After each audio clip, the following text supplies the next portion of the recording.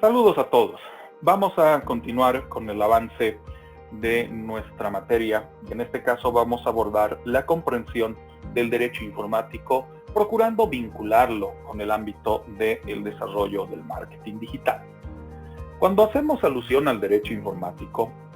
reviste una importancia mayor el que podamos identificar el concepto del derecho informático como rama del conocimiento jurídico. Para ello recurrimos a la definición o el concepto dado por Julio Telles Valdés ya en 1993, luego de un análisis bastante extenso que realizaba este autor con relación a esta disciplina relativamente novedosa. Telles Valdés hace alusión al derecho informático bajo el parámetro de un conjunto de leyes, normas y principios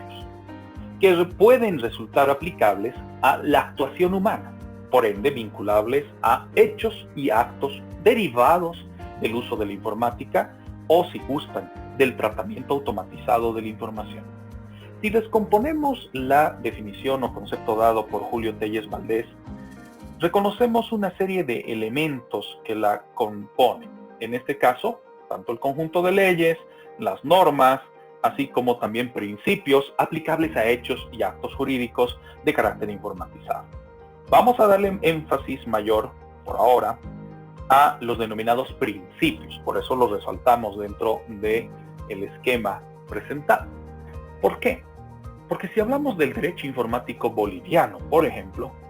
reconocemos una serie de vacíos normativos en términos de los conjuntos de leyes jurídicas u ordenamientos, sin desconocer la existencia de estándares técnicos de carácter internacional que integran una política informática y su vinculación con la actuación humana, a las consecuencias jurídico-legales que pueden derivar de la actuación del ser humano,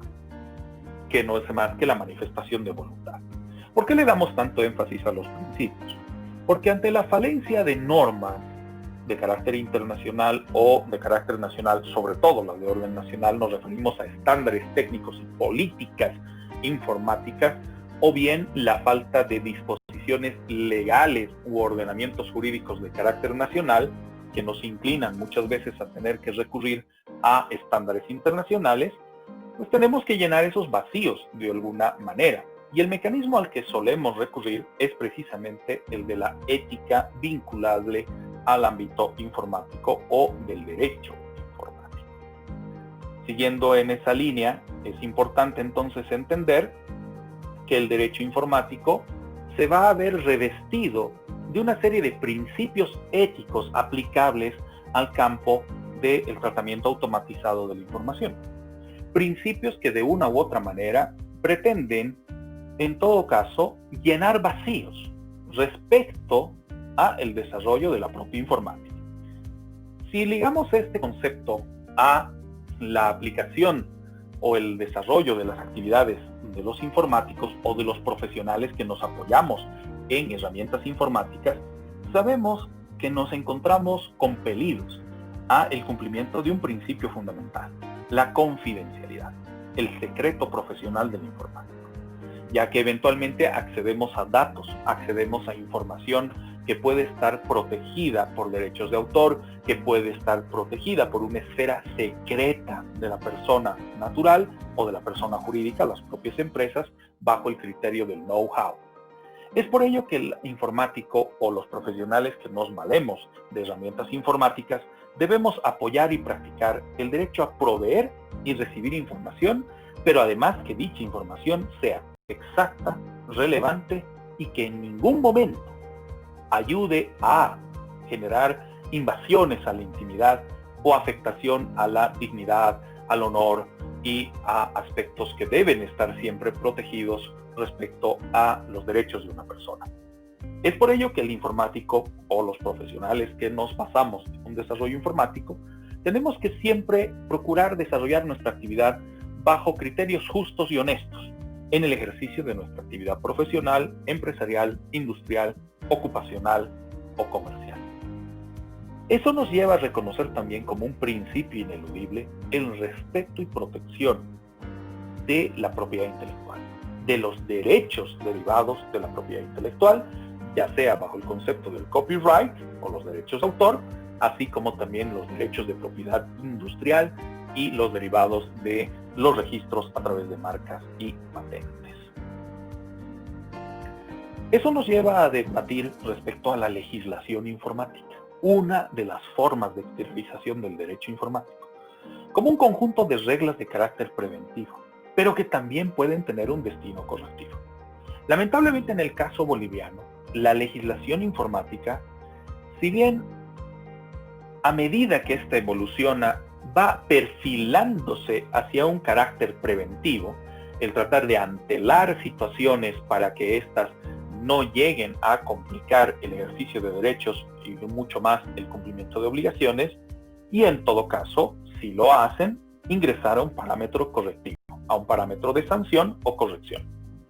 Todo ello vinculado a los efectos positivos o negativos que pueden derivar del uso de la informática. Como reconocemos que la legislación informática boliviana adolece de una serie de falencias y vacíos, esto nos lleva a tres posibles respuestas. Primero, a recurrir al cuestionamiento de las reglas existentes para su aplicación análoga. Por ejemplo, en el ámbito de marketing digital, es innegable el tener que recurrir a las disposiciones de la Ley de Derechos de Autor, la Ley 1322, así como sus reglamentaciones conexas, los reglamentos aplicables para el registro de software, para el desarrollo de los mecanismos de protección y seguridad a contenidos protegidos por derechos de autor, copyright o derecho de marcas o derecho de patentes, y su aplicación en cuanto a cobertura. Pero lamentablemente dichas disposiciones legales, que datan además del siglo pasado, no siempre contemplan el desarrollo y la evolución de la informática actual. Razón por la cual nos decantamos por una segunda posibilidad, la de esperar la evolución de la propia jurisprudencia, que no es más que contar o tener ya fallos especializados por parte de tribunales y jueces que hayan resuelto conflictos o analizado circunstancias que involucren el reconocimiento de derechos y el cumplimiento de obligaciones. Y que dicho fallo se convierta en un precedente normativo que nos sirva para identificar cuál debiera ser la actitud o la actuación del tribunal o del juzgador respecto a un hecho similar, un hecho que se vincule a el precedente o antecedente jurídico. Sin embargo, ahí también radica una dificultad: el conocimiento y la amplitud con la que se maneje un tribunal o un juez respecto al conocimiento técnico o la evolución de la propia tecnología y del ámbito informatizado, ¿no? Lo que nos lleva también a dificultades que deberemos sortear. En una tercera posición o una tercera línea se encuentra la posibilidad de crear un cuerpo de nuevas reglas, una legislación especializada que dé cobertura a todos los fenómenos y actuaciones informatizadas y que éstas nos permitan un criterio más adecuado de manejo y de regulación de las mismas. Es por ello que cuando hablamos de una nueva legislación o una norma especial, esta mínimamente debiera contemplar o debiera estar vinculada a los siguientes tópicos. Primero, la regulación de los bienes informacionales. ¿Qué tipo de información protegemos y por qué? Ya sea información de orden personal, de orden empresarial, de orden comercial, o la faceta que tome esta en cuanto a su transformación de datos hacia información y generación de conocimiento, que derivará luego en los mecanismos de protección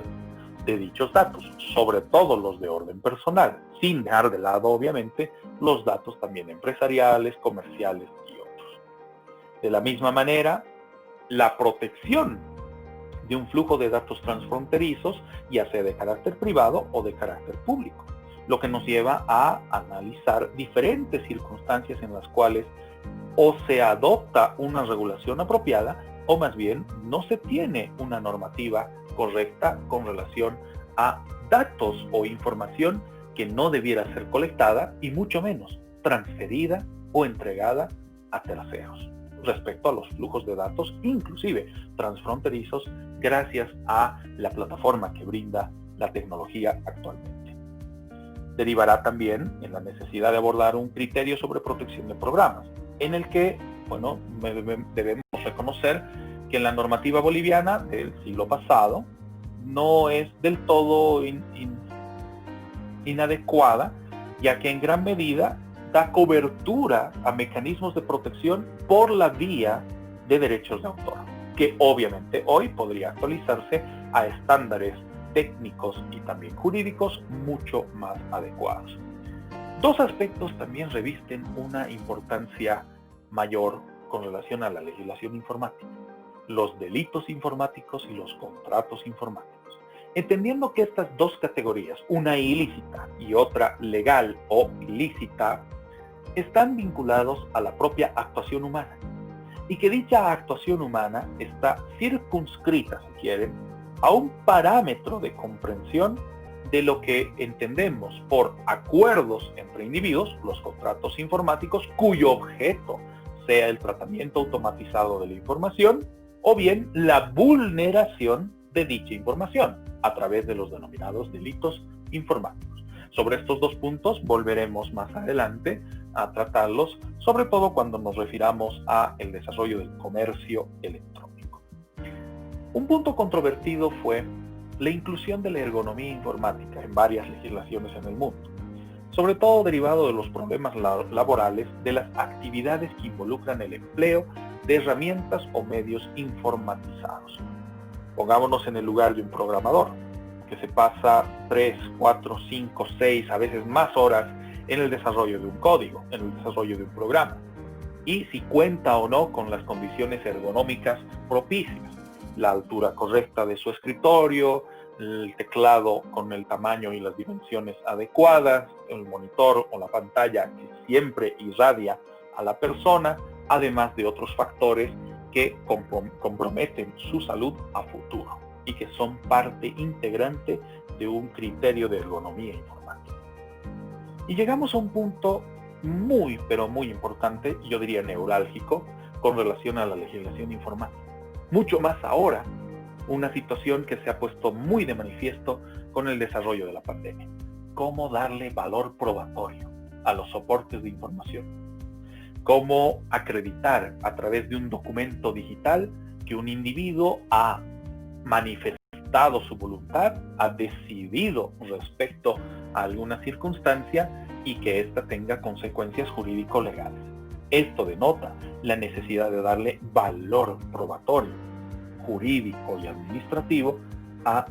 todas las formas de soporte de información de carácter digital. Estas circunstancias ya comprometían la atención del mundo desde mucho tiempo atrás, en este caso desde 1968, incluso hay albores más lejanos, en los que se discutía precisamente estos factores. En 1968, de forma explícita, fue en la Asamblea de Derechos Humanos de Naciones Unidas, donde se mostraba una profunda preocupación respecto a cómo la ciencia y la tecnología, así como nos brindaba aspectos positivos y benéficos, también podría implicar la alteración de derechos del individuo o de las colectividades si no se cuenta con una regulación que determine en un plano evolutivo cómo debieran procesarse y cómo debieran entenderse los mecanismos de protección de la información personal y la información de las empresas y otras, con el surgimiento además de disciplinas ya no tradicionales, sino más bien una rama autónoma, ya que la simple evolución de las disciplinas tradicionales no asegura mecanismos de protección fehaciente respecto a los derechos de carácter informático. Eso dio lugar al reconocimiento de los denominados derechos ARCO, por sus siglas en base a distintas clasificaciones, en los que tenemos, por ejemplo, a los derechos de acceso a la información, rectificación o cancelación, que va acorde al uso conforme al fin, entendiendo que cuando uno entrega información, debiera hacerlo de forma consciente y no solo voluntaria, teniendo conocimiento del destino de esa información para poder manifestar su oposición o prohibición a la interconexión de archivos. Una línea de derechos que vamos a profundizar cuando estemos en la parte de gestión de datos y captura de datos, analizando sobre todo un caso icónico a nivel internacional, como fue el caso Cambridge Analytica. Esto derivado sobre todo que en un panorama internacional se comiencen a esgrimir una serie de estándares y políticas internacionales por la vía de acuerdos, convenios y tratados, como fue el caso del Convenio de Estrasburgo de 1981, para que veamos la antigüedad de este factor, donde se debatía sobre todo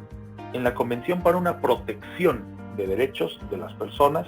con relación al tratamiento automatizado de sus datos de orden personal. Una circunstancia que hoy, por ejemplo, genera una serie de discusiones que van incluso a un parámetro de discusión bioética, por ejemplo, con legislaciones en las cuales han adoptado una política de geoposicionamiento de los enfermos de COVID, por ejemplo.